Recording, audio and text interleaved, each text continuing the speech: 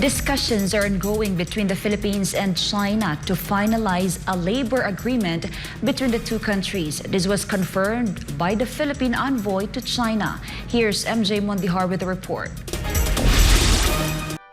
The Philippines and China are currently working on a bilateral labor agreement to facilitate the deployment of more Filipino workers.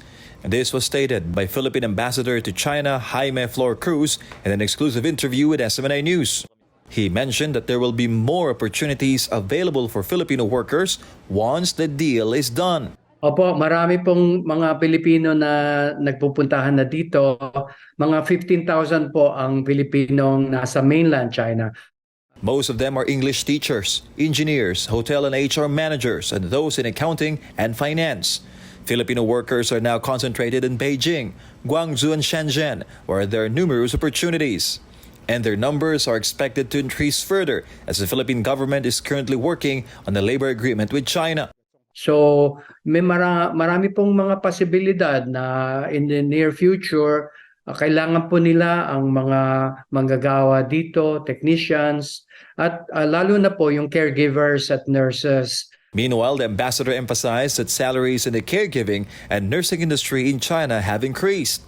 According to FlorCruz, labor costs in these jobs have risen due to the aging population in China. Marami pong mga pamilyang Chino na actually alam nila ang reputasyon ng mga Pilipinong nannies na hindi lang nakakatulong sa bahay, nakakapag-alaga ng mga liliit na bata at natuturuan pa ng Ingles at iba pang matututunan. Based on China's data from February, there are over 280 million aged 60 and above in their country, which is more than the total population of all Filipinos. However, Filipino workers reportedly prefer to work as caregivers in China rather than in the Middle East. Overstaying Filipino workers in China are calling for amnesty to return to the Philippines. With this, the embassy advises, meron tayong ginagawa para matulungan sila. Ngayon, kaya nga po sinasabi ko rin na mag-ingat yung mga kababayan natin na may planong pumunta pero dumadaan sa mga hindi tamang paraan.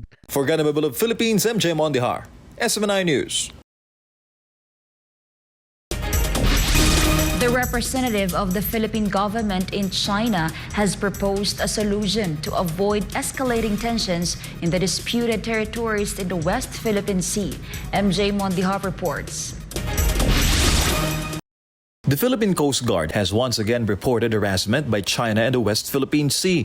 According to Coast Guard West Philippine Sea spokesperson Jay Tariela, a Chinese ship blocked the smaller Philippine vessel BRP Malabrigo near Ayungin Shoal on June 30. The Philippine ships were there for a resupply mission for the soldiers stationed on BRP Sierra Madre, which is grounded in the disputed territory.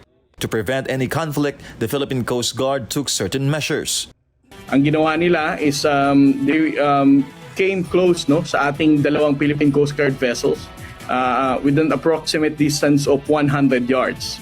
While at the same time, ang ginawa ng ating dalawang Coast Guard vessel para ma-prevent itong possible na banggaan, they have to decrease the speed.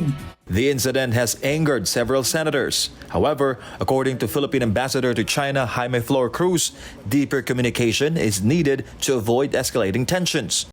Ang nakikita ko pong solusyon dyan ay paigtingin yung ating komunikasyon ng dalawang bansa, dalawang Coast Guard, dalawang military, from top to bottom. Kasi po kung hindi tayo nag-uusap, madaling miscalculation, misinformation, at yung tinatawag na unintended consequences. The government also ensures that both countries do not want a war, especially since that the Marcos administration aims to enhance bilateral relations with China. The Philippine Coast Guard has handed over the latest harassment incidents to the Department of Foreign Affairs.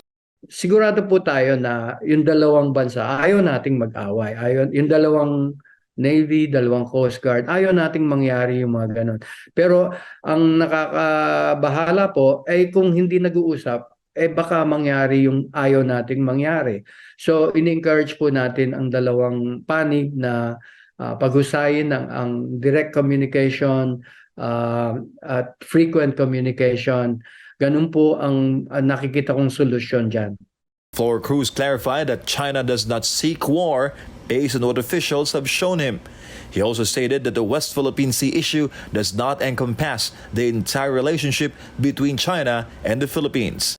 Meron po tayong pagkakaiba ng alamat sa teritoryo, pero ang gusto po nating mangyari, huwag naman nating hindi po yun ang totalidad ng ating relasyon. Sabi nga nyo, marami pong mga intention ng China na actually makakabuti po sa atin. For Ganabibol of Philippines, MJ Mondejar, SMNI News.